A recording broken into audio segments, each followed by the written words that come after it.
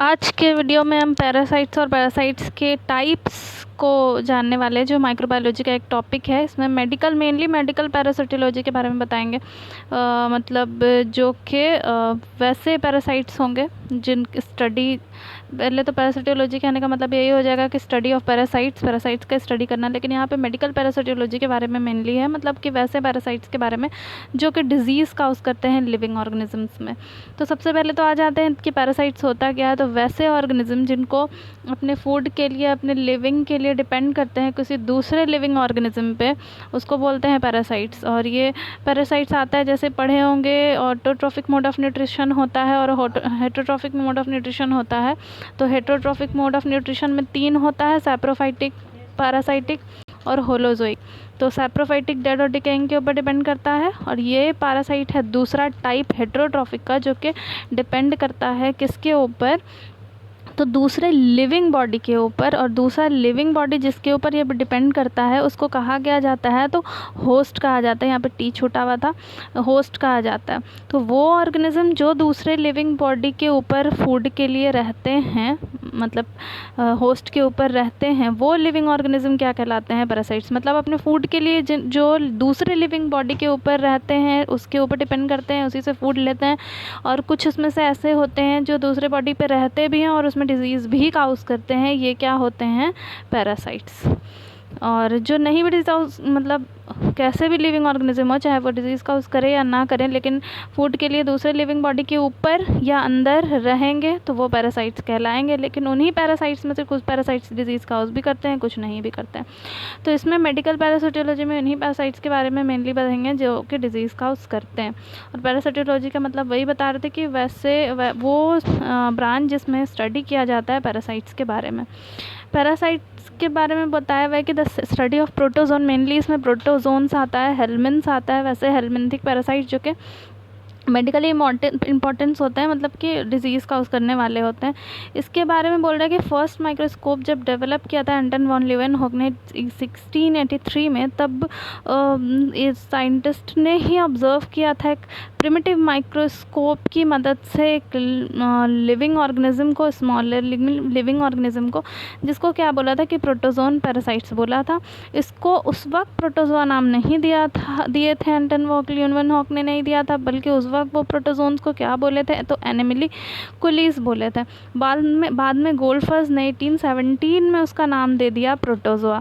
और पैरासाइट्स और ओवा के बारे में ये दोनों पता तो चला, लेकिन इसको सबसे पहले बार जब लिविंग ऑर्गेनिजम्स आइसोलेट किया गया, कब? 1782 में। इसके बाद आ जाते हैं टाइप्स ऑफ पैरासाइट्स पे। तो टाइप्स ऑफ पैरासाइट्स मेनली जो है यही बोलेंगे कि 2 तरह के पैरासाइट्स होते हैं, एक इंडोपैरासाइट और एक एक्टोपैरासाइट। इंडोपैरासाइट कहने का मतलब वैसे पैरासाइट जो इनसाइड द बॉडी रहते हैं, इनसाइड द होस्ट, यानी इनसाइड दूसरे जो भी लिविंग ऑर्गेनिज्म होगा जिसके ऊपर फूड के लिए डिपेंड करेगा ये पैरासाइट, उसको होस्ट बोलेंगे। जिसके ऊपर रहेगा वो होस्ट होगा, और जो लिविंग ऑर्गेनिज्म रहता है वो पैरासाइट्स होता है। तो अगर लिविंग बॉडी के इनसाइड द बॉडी अगर रहेगा तो वो इंडोपैरासाइट कहलाता है, और आउटसाइड द बॉडी यानी कि बॉडी के ऊपर प्रेजेंट होगा तो एक्टोपैरासाइट कहलाता है। और इंडोपैरासाइट्स के एग्जाम्पल हो गया प्लाज्मोडियम है, टेपवर्म है। और एक्टोपैरासाइट का एग्जाम्पल्स क्या बोल सकते हैं? लीस हो गया, फ्लीज हो गया, ये हो गया। उसके बाद इंडोपैरासाइट को ही डिवाइड कर सकते हैं हम 2 कैटेगरी में, प्रोटोजोआ और मेटाजोआ में। इसी प्रोटोजोआ मेटाजोआ में क्या क्या आएगा अब बताएंगे इसको, लेकिन इससे पहले एक और टर्म इसमें देखा जाता है, ईपी पैरासाइट, जिसको हम हाइपर पैरासाइट या फिर सेकेंडरी पैरासाइट भी कहते हैं। तो ये क्या होता है? तो वैसे पैरासाइट जो खुद तो होस्ट बॉडी पे रहते ही हैं, खुद तो होस्ट बॉडी के लिए पैरासाइट्स होते ही हैं, लेकिन उन पे भी दूसरा पैरासाइट रहता है। तो बीच वाला जो हो गया, यानी कि जो दूसरे होस्ट बॉडी पे रह रहा है और उसके ऊपर भी अगर रह रहा है, तो ये जो बीच वाला हो गया, ये सेकेंडरी पैरासाइट या ईपी पैरासाइट या हाइपर पैरासाइट कहलाता है। फॉर एग्जांपल एक फ्ली है जो कि डॉग के ऊपर रहता है, तो डॉग उस फ्ली पैरासाइट है और डॉग उसका होस्ट है, और उस फ्ली के भी डाइजेस्टिव ट्रैक में दूसरा ऑर्गेनिज्म, लिविंग ऑर्गेनिज्म रह रहा है, मतलब उसके भी ऊपर एक और पैरासाइट रह रहा है। तो ये फ्ली यहाँ पे क्या हो जाएगा, ईपी पैरासाइट हो जाएगा, या हाइपर पैरासाइट हो जाएगा, या फिर उसको सेकेंडरी पैरासाइट भी बोल सकते हैं। अब आ जाते हैं क्लासिफिकेशन पे, जो कि इंडोपैरासाइट, मेनली इंडोपैरासाइट ही डिजीज़ का उसका आता है, तो उसकी के बारे में देख रहे हैं। तो उसको जो है 2 कैटेगरी में डिवाइड कर दिया गया है, एक तो 2 फाइलम में डिवाइड कर दिया गया, एक तो प्रोटोजोआ और एक मेटाजोआ। प्रोटोजोआ कहने का मतलब ऐसा पैरासाइट जो कि यूनिसेलुलर होगा, यानी एक ही सेल प्रेजेंट होगा, और मेटाजोआ जो कि मल्टी सेलुलर होगा, यानी एक से ज़्यादा सेल्स का होगा। अब सबसे पहले जो आ जाते हैं इसमें पैराजोआ में आ जाते हैं, यानी कि तो अब जो पहला टाइप है प्रोटोजोआ, उसके बारे में देख लेते हैं। तो ये यूनिसेलुलर यूकैरियोटिक ऑर्गेनिज्म होते हैं जो सिंगल सेल से बने होते हैं, और सारा फंक्शन जो इसमें होता है, रिप्रोडक्शन का, डाइजेशन का, रेस्पिरेशन का, एक्सक्रीशन का, सब इसमें कौन करता है, तो खुद अकेले सिंगल सेल ही करता है। यूजुअली ये होता कितना बड़ा है, तो 1 माइक्रोमीटर से लेकर के 150 माइक्रोमीटर तक का ये हो सकता है। इसके एग्जाम्पल्स क्या क्या हो जाते हैं, तो इंटरमीबा हिस्टोलाइटिका है, गर्डिया लंबिया है, उसके बाद यहाँ पे 3A नहीं होगा, ये गलती से लिखाया हुआ है, और ये प्लाज्मोडियम हो गया, उसके अलावा इसमें और हैं, लिशमेनिया है, उसके बाद ट्रिपेनोजोमा है। तो इसमें सबसे पहले जो इंटरमीबा हिस्टोलाइटिका है, ये इसका एग्जाम्पल है प्रोटोजोआ का, और इसको प्रोटोजोआ कर देते हैं, प्रोटोजोआ का।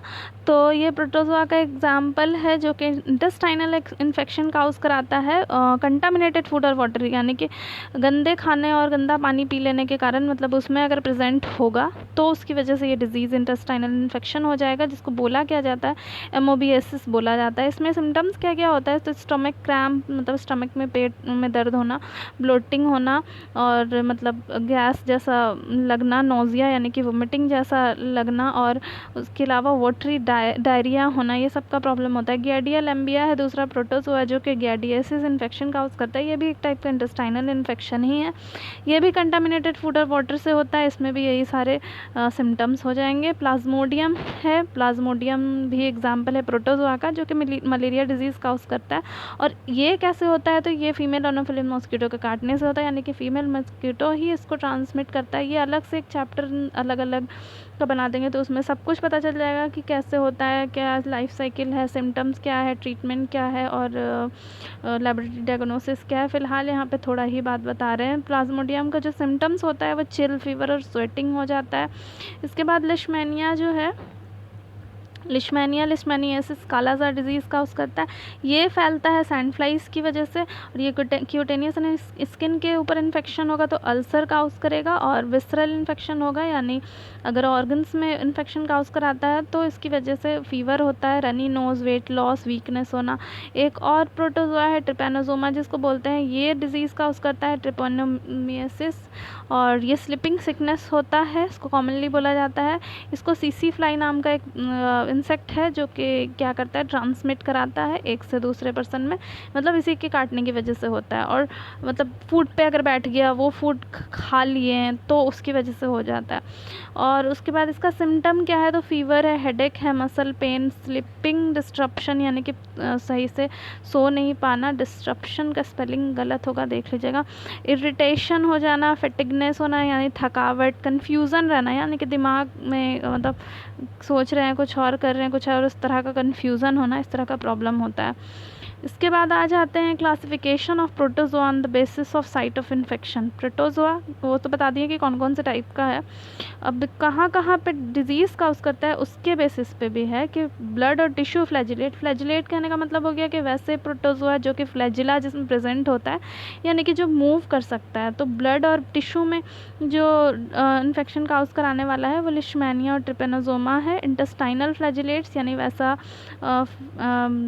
प्रोटोजोआ जो कि इंटेस्टाइन में इन्फेक्शन काउज कराता है वो गैडिया लैम्बिया हो गया, ट्रिकोनोमास होमिनिस हो गया। इसके अलावा जो है ओरल फ्लैजिलेट माउथ में काउज कराने वाला ट्राइकोनोमास टेनेक्स हो गया। जेनाइटल यानी जेनाइटल पार्ट में और मतलब रिप्रोडक्टिव ऑर्गन में डिजीज़ काउज कराने वाला ट्राइकोनोमास वेजिनलिस हो गया। ये सारे प्रोटोजोआज हैं। जो कि इन्फेक्शन काउज कराते हैं। अब दूसरा जो पैरासाइट था मेटाजोआ, जो कि मल्टीसेलुलर होता है, इसके बारे में बता दें तो ये कंसिस्ट करता है हेलमिन्थ्स, मतलब इसमें आता है हेलमिन्थ्स, जैसे प्लैटीहेल्मिन्थ, नेमैटहेल्मिन्थ्स सुने होंगे, जिसका एग्जाम्पल दिया है सिस्टोड है, नेमेटोड है, ट्रेमेटोड है, ठीक है। हेलमिन्थ को फिर दो टाइप में कैटेगराइज किया हुआ है, एक होता है प्लैटीहेल्मिन्थ और एक होता है नेमैटहेल्मिन्थ, जो कि पैरासाइट्स में आता है, मेटाजोआ में जो आता है। और प्लैटीहेल्मिन्थ को फिर दो टाइप में डिवाइड किया हुआ है, सिस्टोड और ट्रेमेटोड। तो सिस्टोड, ट्रेमेटोड और जो भी है नेमेटोड, इन सब के बारे में भी फिर अलग अलग पढ़ना है, ठीक है। लेकिन यहाँ पे तो सिर्फ पैरासाइट्स के बारे में है, तो सिर्फ थोड़ा थोड़ा उसके बारे में बता देते हैं। तो हेलमिन्थ्स के बारे में सबसे पहले देख लेते हैं कि मॉर्फोलॉजिकल कैरेक्टर्स क्या है, मतलब एक हेलमिन्थ कैसा होता है, तो जो कि मेटाजोआ में आता है। मेटाजोआ में यही हेलमिन्थ्स आता है। इसमें लोकोमोशन का कोई ऑर्गन नहीं होता, यानी मूवमेंट नहीं होता। इसके बॉडी पे टफ क्यूटिकल होता है, हार्ड क्यूटिकल लेयर होता है, मतलब वैक्सी टाइप का लेयर। और गैस्ट्रोइंटेस्टाइनल जो ट्रैक्ट होता है इसका, यानी कि स्टमक, इंटेस्टाइन, ये सब जो होता है वो या तो एब्सेंट होता है या रुडिमेंट्री भी हो सकता है, मतलब फॉल्स होगा, ट्रू नहीं, और या फिर बहुत अच्छे से डेवलप भी हुआ हो सकता है, किसी में ऐसा, किसी में ऐसा, किसी में ऐसा, ये बात है। नर्वस सिस्टम बहुत अच्छे से डेवलप नहीं होता है, प्रिमिटिव होता है, यानी अनडेवलप्ड होता है। और very well developed reproductive system होता है इसमें। और हर्माफ्रोडाइट ये हो सकता है या फिर ट्रिप्सिड सेक्सेस हो सकता है। हर्माफ्रोडाइट कहने का मतलब एक ही ऑर्गन पे मेल रिप्रोडक्टिव ऑर्गन और फीमेल रिप्रोडक्टिव ऑर्गन दोनों प्रेजेंट होना, ऐसा भी हो सकता है। और अलग अलग, मेल का बॉडी अलग, फीमेल का बॉडी अलग भी हो सकता है, जिसको सेपरेट सेक्सेस बोल रहे हैं। Enormous number of egg produce, यानी कि एक बार में बहुत ज़्यादा नंबर में एग प्रोड्यूस करता है। और ये जो है जनरली ह्यूमन में जा कर के डिवाइड नहीं करता है, मल्टीप्लाई नहीं करता है। अब ये हेलमिन्थ जो है वो दो तरह का होता है, अभी बताए थे। एक हो जाता है प्लैटीहेल्मिन्थ और एक हो जाता है नेमैटहेल्मिन्थ, जो कि मेटाजोआ में आता है। वो हेलमिन्थ जो मेटाजोआ में आता है वो दो कैटेगरीज में डिवाइड किया हुआ है, प्लैटीहेल्मिन्थ और नेमैटहेल्मिन्थ। इसके थोड़ा थोड़ा दोनों के बारे में बताया हुआ है। प्लैटीहेल्मिन्थ जो है ना, प्लैटी टर्म का मतलब ही होता है फ्लैट, यानी कि चपटा, तो इसीलिए लिखा हुआ है कि यहाँ पे प्लैटीहेल्मिन्थ का बॉडी कैसा होगा, डॉर्सल, मतलब कोई अगर ऑर्गेनिज्म है तो पीछे वाला साइड इसका डॉर्सल साइड, अंदर नीचे वाला साइड इसका वेंट्रल साइड होता है। तो दोनों तरफ से ये चपटा होता है, मतलब जैसे सेलो टेप देखे ना, ऊपर नीचे दोनों तरफ से चपटा, उस तरह का होता है। बॉडी इसका फ्लैट होता है दोनों तरफ से। बॉडी कैविटी, यानी कि जो हो गया स्टमक हो गया, ये इंटेस्टाइन हो गया, ये बॉडी कैविटी, मतलब अंदर जो उसका कैविटी होता है बॉडी के अंदर, वो एब्सेंट होता है। और वही है फिर से कि गैस्ट्रोइंटेस्टाइनल ट्रैक्ट एब्सेंट होगा या फिर इनकम्प्लीट होगा। और सकर्स प्रेजेंट होगा, माउथ के ऊपर ऐसा सकर्स प्रेजेंट होता है, मतलब हुक जैसा फंसाने के लिए, और मतलब कहीं पे रुकना है या फिर अपना जो खाना खाता है जिस चीज़ को भी पकड़ करके उसको फंसाने के लिए। और ये भी या तो हर्माफ्रोडाइट भी हो सकता है, सेक्स से सेपरेट भी हो सकता है। अभी बताएं हर्माफ्रोडाइट मतलब एक ही ऑर्गेनिज्म है, उसी पे मेल रिप्रोडक्टिव और फीमेल रिप्रोडक्टिव दोनों सिस्टम प्रेजेंट होता है, तो वैसा ऑर्गेनिज्म हर्माफ्रोडाइट कहलाता है। और जिसका मेल और फीमेल वाला बॉडी अलग अलग होता है वो बोलते हैं सेक्सेस आर सेपरेट। अब इसके बारे में थोड़ा सा देख लेते हैं। इसमें एग्जाम्पल नहीं क्योंकि इसको फिर से आगे क्लासीफाई किए हैं। नेमैटहेल्मिन्थ्स का स्ट्रक्चर मतलब कैरेक्टर क्या होता है, तो इसका बॉडी सिलेंड्रिकल होता है, बिल्कुल चपटा नहीं। इसमें बॉडी कैविटी प्रेजेंट होता है। इसका गैस्ट्रोइंटेस्टाइनल ट्रैक्ट कंप्लीट होता है। इसमें सकर्स नहीं होते हैं। इसका जो एग्जाम्पल होता है एस्केरिस होता है, जो कि डिजीज़ काउज करता है, एस्केरियोसिस। अब प्लैटीहेल्मिन्थ्स को देख लेते हैं कि प्लैटीहेल्मिन्थ को भी फिर दो टाइप में क्लासीफाई किया हुआ है। एक होता है सिस्टोड, एक होता है ट्रेमेटोड, जो कि डिजीज़ काउज करने वाला होता है। और इसका कैरेक्टर्स क्या दिया हुआ है, ये टेप लाइक होता है, जो सेलो टाइप टेप चपटा उस तरह का होता है। और बॉडी इसका ऐसे सिगमेंट होता है, जैसे अर्थवॉर्म में देखे हैं ना, बॉडी ऐसे सिगमेंटेड, वैसा इसमें होता है। और इसका जो स्ट्रक्चर होता है वो लीफ लाइक होता है, पत्ते जैसा। और इसका जो बॉडी होता है वो अनसिगमेंटेड होता है, यानी कि सेगमेंट्स नहीं होता इसमें। और ये हर्माफ्रोडाइट ये भी होता है और ये भी होता है। इसमें हुक्स और सकर्स दोनों प्रेजेंट होते हैं, यहाँ पे सिर्फ सकर्स प्रेजेंट होते हैं। इसमें गैस्ट्रोइंटेस्टाइनल ट्रैक्ट एब्सेंट होगा। इसमें इनकम्प्लीट होगा, मतलब दोनों में से किसी में कंप्लीट नहीं होता, क्योंकि शुरू में ही पढ़े प्लैटीहेल्मिन्थ में कंप्लीट एब्सेंट या इनकम्प्लीट होगा। बॉडी कैविटी दोनों में नहीं होगा। एग्जाम्पल देख लेते हैं, इसमें टेपवर्म आएगा और इसमें फ्लूक और टीनिया सोलियम आएगा। ये तीनों ही डिजीज़ काउज कराता है। तो ये हो गया सारा पैरासाइट्स के बारे में। अगर कहीं पे कोई दिक्कत हो कमेंट करके पूछ सकते हैं। अगर अच्छा लगा हो तो एक लाइक एक कमेंट कर दीजिएगा, और अगर चैनल सब्सक्राइब नहीं किया तो प्लीज़ चैनल सब्सक्राइब कर दीजिएगा।